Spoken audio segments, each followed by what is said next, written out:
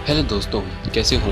अब तक हम इंसान अपने आप को पूरी दुनिया का बादशाह समझते थे, लेकिन एक छोटे से वायरस ने, जिसको हम माइक्रोस्कोप के बगैर नहीं देख सकते, उसने पूरी दुनिया को हिला के रख दिया है। और आज हमारी दुनिया की इकोनॉमी 2008 के डिप्रेशन से भी काफ़ी नीचे आ गई है और अब हमें नहीं पता कि ये कर्व हमारा कितना और नीचे जाएगा। और जैसा हम सब जानते हैं कि ये वायरस चाइना के एक शहर वुहान से शुरू हुआ और देखते ही देखते पूरी दुनिया में फैल गया और अब इस वायरस के चलते पूरी दुनिया में लाखों लोग अफेक्ट हो चुके हैं। और जैसा हम सबको पता है कि इस वायरस के चलते सबसे ज़्यादा यूएसए अफेक्ट हुआ है, यानी यूनाइटेड स्टेट ऑफ अमेरिका, और अब तक वहाँ 1 लाख से भी ज़्यादा डेथ हो चुकी हैं और वहाँ पे अब तक 14 लाख से भी ज़्यादा केसेस हैं। और जैसा हम सबको पता है कि चाइना यूएसए का सबसे बड़ा ट्रेडिंग पार्टनर है और ये दोनों कंट्री ट्रेडिंग पार्टनर होने के साथ साथ भी एक दूसरे के सबसे बड़े दुश्मन हैं। लेकिन चाइना और यूएसए दोनों मिलकर हमारी ग्लोबल जीडीपी का 40% बनाते हैं। जैसे हम सबको पता है कि यूएसए की इकोनॉमी सबसे आगे रहती है, लेकिन अब इस वक्त चाइना का ग्रोथ रेट और 2020 की नई मुसीबत के चलते वो दिन दूर नहीं कि चाइना यूएसए को पीछे छोड़ देगा। और जो लोग ट्रेडिंग में इंटरेस्ट रखते हैं उनको ये पता होगा कि पिछले 4-5 महीनों से चाइना और यूएसए के दरमियान एक ट्रेड वॉर चल रहा है। इस वॉर में जब यूएसए चाइना की तरफ से आने वाले प्रोडक्ट्स पर टैक्स बढ़ा रहा था, तभी चाइना ने देखते हुए यूएसए की तरफ से आने वाले प्रोडक्ट्स पर भी टैक्स बढ़ाना शुरू कर दिया। इसी के जवाब में यूएसए चाइना की तरफ से टैक्स और बढ़ाता गया और चाइना यूएसए की तरफ से और टैक्स बढ़ाता गया। और ये वॉर उस वक्त ख़त्म हुई जब कोरोना वायरस इस दुनिया में ज़्यादा फैल चुका था।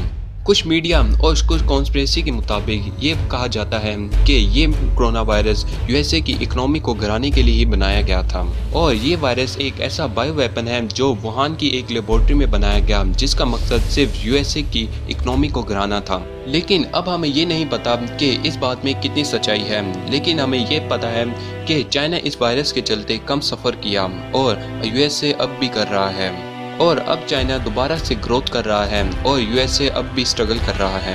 अब इस वक्त यूएसए की इकोनॉमी इतनी नीचे गिर चुकी है कि चाइना को बहुत कम वक्त लगेगा कि यूएसए को पीछे छोड़ दे। और खुदा न खासा बाद में ये पता चले कि चाइना ने इस वायरस को बायो इंजीनियर किया था, तो तब क्या होगा। और खुदा न खासा यूएसए और चाइना की सटक गई और दोनों के दरमियान एक वॉर चल पड़ी, तो कौन जीतेगा और किस में दम होगी कि कौन इस वॉर को जीते। आखिर कौन होगा कि जो इस दुनिया का विक्टोरियस बन सके। तो आज इन्हीं कुछ बातों पर बात करेंगे। तो हेलो दोस्तों, मैं हूं आपका दोस्त वाईबी और आप देख रहे हैं वाईबी फैक्ट्स। किसी भी वॉर के लिए सबसे ज़्यादा ज़रूरी होती है उस मुल्क की मिलिट्री। तो देख लेते हैं कि किस मुल्क की मिलिट्री सबसे ज़्यादा स्ट्रॉन्ग है। यूएसए की मिलिट्री दुनिया के सबसे नंबर 1 पर आती है, यानी कि मोस्ट पावरफुल मिलिट्री। लेकिन अगर वहीं चाइना की बात करें तो चाइना की मिलिट्री नंबर 3 पे आती है आफ्टर रशिया। लेकिन बेशक चाइना दुनिया की नंबर 1 पावरफुल मिलिट्री ना हो, लेकिन वो दुनिया की लार्जेस्ट मिलिट्री है विद 75 करोड़ पीपल। लेकिन वहीं अगर यूएसए को चाइना से कंपेयर करें तो यूएसए में सिर्फ 14.5 करोड़ लोग आते हैं। लेकिन अगर चाइना की एक्टिव मिलिट्री की बात करें तो चाइना में आते हैं 2.3 मिलियन लोग। लेकिन अगर वहीं यूएसए की एक्टिव मिलिट्री की बात करें तो यूएसए में आते हैं 1.3 मिलियन लोग। अगर यूएसए की मिलिट्री के बजट की बात करें तो यूएसए की मिलिट्री का बजट दुनिया में सबसे ज़्यादा आता है विद 610 बिलियन डॉलर्स। लेकिन वहीं अगर चाइना के मिलिट्री की बजट की बात करें तो चाइना आता है नंबर 2 पर विद 228 बिलियन डॉलर्स। अब बात कर लेते हैं दोनों मिलिट्री के वेपन्स के बारे में। अगर यूएसए के मिलिट्री वेपन्स के बारे में बात करें तो वो सब आते हैं 4th और 5th जनरेशन में, यानी कि हर वेपन अप टू डेट। लेकिन अगर चाइना के मिलिट्री वेपन्स के बारे में बात करें तो वो आते हैं 3rd और 4th जनरेशन में। लेकिन बेशक चाइना के पास 3rd और 4th जनरेशन के वेपन्स हों, लेकिन वो 5th जनरेशन के वेपन्स को कॉपी करने में माहिर हैं। लेकिन इसी के साथ साथ चाइना के पास ऐसे टॉप किस्म के हैकर्स हैं जो यूएसए के कंप्यूटर सिस्टम को हैक करके उनकी सारी इंफॉर्मेशन ले सकते हैं और यूएसए को खबर तक नहीं होगी। यानी कहीं ना कहीं चाइना यूएसए को टक्कर दे सकता है। अब किसी भी वॉर के लिए एक और बात सामने आती है, यानी कि आपके साथ किस किस के फ्रेंडली रिलेशन हैं, यानी कि उस टाइम के वक्त आपके साथ कौन खड़ा होगा। अगर यूएसए की बात करें तो यूएसए के पास काफ़ी अच्छे फ्रेंडली रिलेशन हैं, जैसे कि साउथ कोरिया, जापान, सिंगापुर और फिलीपींस और इंडिया भी। ये सब कंट्री यूएसए से काफ़ी अच्छा रिलेशन शेयर करते हैं। लेकिन अगर वहीं चाइना की बात करें तो चाइना के इतने अच्छे रिलेशन नहीं हैं। चाइना के रिलेशन में पाकिस्तान, रशिया और ऑस्ट्रेलिया आता है। अगर यूएसए की बात करें तो यूएसए ने अपनी मिलिट्री इन कंट्रीज़ के साथ पहले शेयर की हुई है। लेकिन अगर वहीं चाइना की बात करें तो चाइना ने अपनी मिलिट्री पाकिस्तान और रशिया के साथ सिर्फ शेयर की है। लेकिन किसी भी वॉर के लिए उस मुल्क की जियोग्राफी बहुत ज़्यादा मैटर करती है।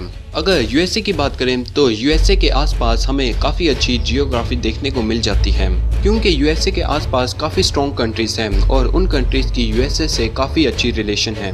लेकिन अगर वहीं चाइना की बात करें तो चाइना के आसपास हमें इतने अच्छे रिलेशन देखने को नहीं मिलते।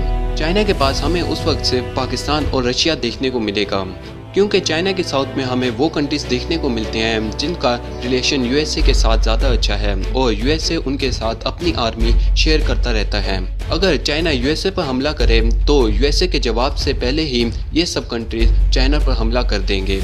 लेकिन चाइना के पास उस वक्त सिर्फ दो कंट्रीज होंगे, एक तो पाकिस्तान और एक रशिया।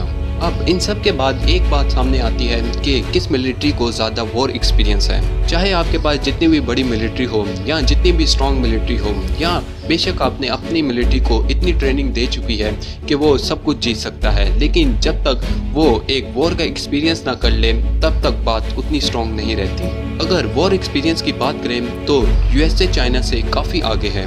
लास्ट सबसे बड़ी वॉर 1979 में चाइना और वियतनाम के दरमियान लड़ी गई थी। इस वॉर में बेशक चाइना जीत गया था, लेकिन चाइना को इतनी सक्सेस नहीं मिली थी क्योंकि उसको इतना भारी नुकसान उठाना पड़ा था। लेकिन अगर यूएसए की बात करें तो यूएसए अकेले ही 21st सेंचुरी में 12 मिलिट्री मिशन का हिस्सा रह चुका है और सीरिया और इराक जैसी वॉर में भी यूएसए हिस्सा रह चुका है। इसीलिए यूएसए वॉर एक्सपीरियंस में चाइना से काफ़ी आगे है। अब किसी भी वॉर को ख़त्म करने के लिए आखिर में बात आती है न्यूक्लियर बॉम्ब के बारे में। चाइना और यूएसए दोनों ऐसे कंट्रीज़ हैं जिनके पास न्यूक्लियर बॉम्ब्स हैं, और जहां मैं भी शायद रशिया चाइना को न्यूक्लियर बॉम्ब सप्लाई करके उनकी मदद कर सकता है, वहीं साउथ कोरिया यूएसए को न्यूक्लियर बॉम्ब सप्लाई कर उनकी मदद कर सकता है। एक वेरिएबल ये भी यह हो सकता है कि कौन सा मुल्क चाइना को छोड़कर यूएसए से जा मिले और कौन सा मुल्क यूएसए को छोड़कर चाइना से जा मिले। लेकिन अगर चाइना और यूएसए की लड़ाई हो जाती है तो मोस्ट प्रोबेबिलिटी ये चांसेस है कि यूएसए ही जीते। लेकिन ये सब सिचुएशन उस वक्त बहुत ही डिफरेंट होगी और मैं भी ये वॉर आसानी से वर्ल्ड वॉर 3 में कन्वर्ट हो जाए, और अगर ऐसा हुआ तो इंसान अपने ही पाँव पे कुल्हाड़ी मार देगा। लेकिन मैं दुआ करता हूँ कि ऐसा कभी ना हो। लेकिन अगर ऐसा हुआ तो इंसान ये साबित कर देगा कि उसकी अकल से बड़ी उसकी ईगो है। वीडियो अच्छी लगी तो लाइक कर देना, और अगर इसी तरह इंटरेस्टिंग वीडियो देखना चाहते हो तो मेरे चैनल YB Facts को सब्सक्राइब कर देना। तो सी यू, अपना ख्याल रखना और अपने प्यारों का। मिलता हूँ अपनी नेक्स्ट वीडियो में।